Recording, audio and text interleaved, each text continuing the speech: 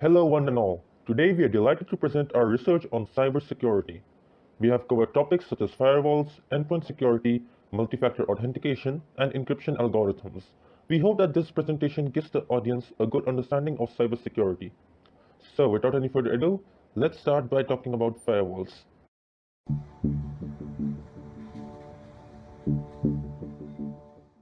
A firewall is a network security device that monitors incoming and outgoing network traffic and decides whether to allow or block specific traffic based on a defined set of security rules. Firewalls have been the first line of defense in network security for over 25 years. They establish a barrier between secured and controlled internal networks that can be trusted and untrusted outside networks, such as the Internet. A system called an intrusion detection system observes network traffic for malicious transactions and sends immediate alerts when it is observed is called IDS. It is software that checks a network or system for malicious activities or policy violations. Each illegal activity or violation is often recorded either centrally using SIEM system or notified to an administration. IDS monitors the network or system for malicious activity and protects the computer network from unauthorized access from users, including perhaps insiders. The intrusion detector learning task is to build a predictive model that is a classifier capable of distinguishing between bad connections and good connections. An SIEM system is security information and event management. It is a security solution that helps organizations detect threats before they disrupt business or notify to an administration. A virtual private network or VPN is an encrypted connection over the internet from a device to a network. The encrypted connection helps ensure that sensitive data is safely transmitted. It prevents unauthorized people from eavesdropping on the traffic and allows the user to conduct their work remotely. VPN technology is widely used in corporate environment, like NordVPN and ExpressVPN. Network monitoring is the process of constantly monitoring a computer network for problems such as slow traffic or component failure. Network monitoring tools are always scanning the network and are designed to automatically notify network administrators via text, email, or other applications such as Slack when a problem occurs. Network monitoring software differs from network security or intrusion detection systems in that network monitoring is focused on internal network issues such as overloaded routers, server failures, or network connection issues that could impact other devices. Network monitoring solutions can also initiate failover to remove problem device or circuits from duty until remediation can be performed to repair the issue. Ideally, a proactive network monitoring solution will prevent downtime or failures before they occur by identifying anomalies that could lead to outage if unchecked.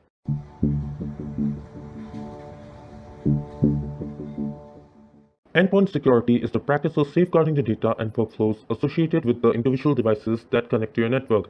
Endpoint protection platforms, aka EPP, work by examining files as they enter the network. Modern EPPs harness the power of the cloud to hold an ever-growing database of threat information, freeing endpoints of the block associated with storing all this information locally and the maintenance required to keep these databases up to date. Accessing this data in the cloud also allows for greater speed and scalability. The EPP provides system administrators a centralized console which is installed on a network gateway or server and allows cybersecurity professionals to control security for each device remotely. The client software is then assigned to each endpoint. It can either be delivered as a SaaS and managed remotely, or it can be installed directly on the device. Once the endpoint has been set up, the client software can push updates to the endpoints when necessary, authenticate login attempts from each device.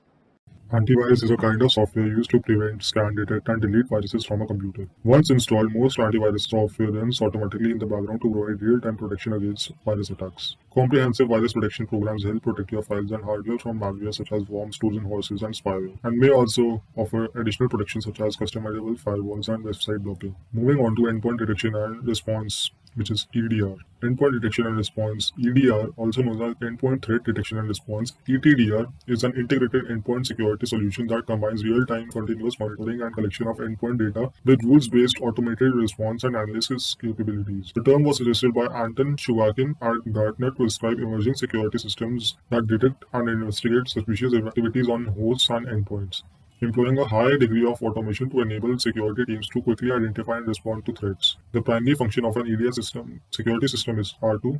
Monitor and collect activity data from endpoints that could indicate a threat, analyze this data to identify threat patterns, automatically respond to identified threats to remove or contain them, and notify security personnel, forensics, and analysis tools to research identified threats and search for suspicious activities. Multi-factor authentication, or MFA, is an authentication method that requires the user to provide two or more verification factors to gain access to a resource such as an application, online account, or a VPN. MFA is a core component of a strong identity and access management IAM policy. Rather than just asking for a username and password, MFA requires one or more additional verification factors, which decreases the likelihood of a successful cyber attack.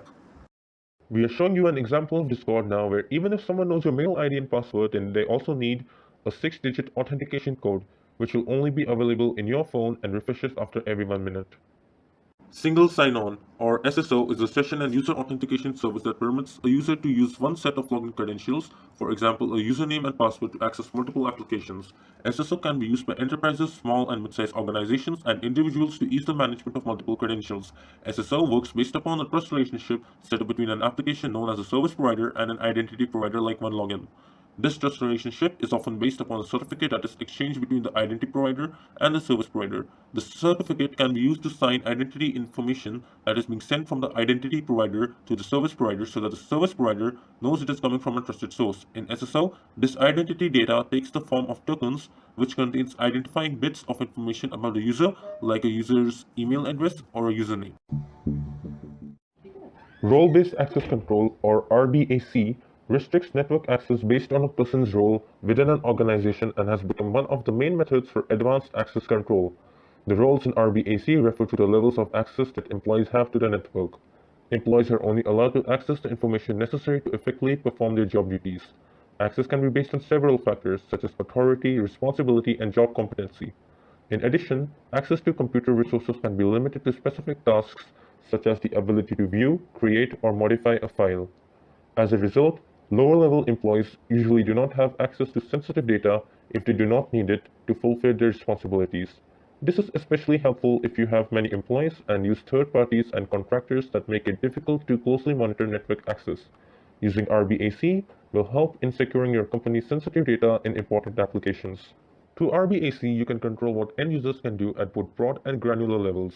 You can designate whether the user is an administrator, a specialist user, or an end user, and align roles and access permissions with your employees' positions in the organization.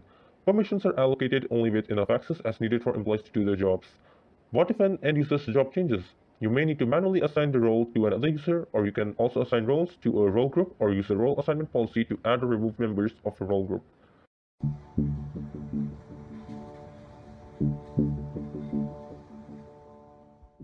Encryption is a way of scrambling data so that only authorized parties can understand the information. In technical terms, it is the process of converting human-readable plain text to incompressible text, also known as ciphertext.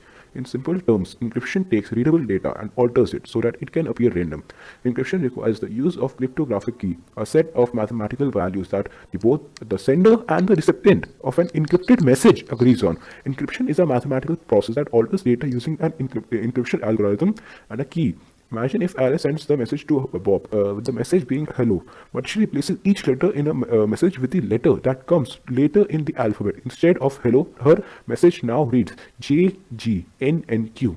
Unfortunately, Bob knows that the key is 2 and can decrypt her message back to hello. Two main kinds of encryption are symmetrical encryption and asymmetrical encryption. Asymmetrical inspection is also known as public key encryption. Symmetrical encryption, there is only one key and all communication parties use the same secret key for both encryption and decryption. In asymmetrical or public key encryption, there are two keys. One key is for encryption and a different key is for decryption. The decryption key is kept private, hence the private name, while the encryption key is shared publicly for everyone to use, hence the public key name. Asymmetrical encryption is foundational technology for TLS, often called as SSL-J.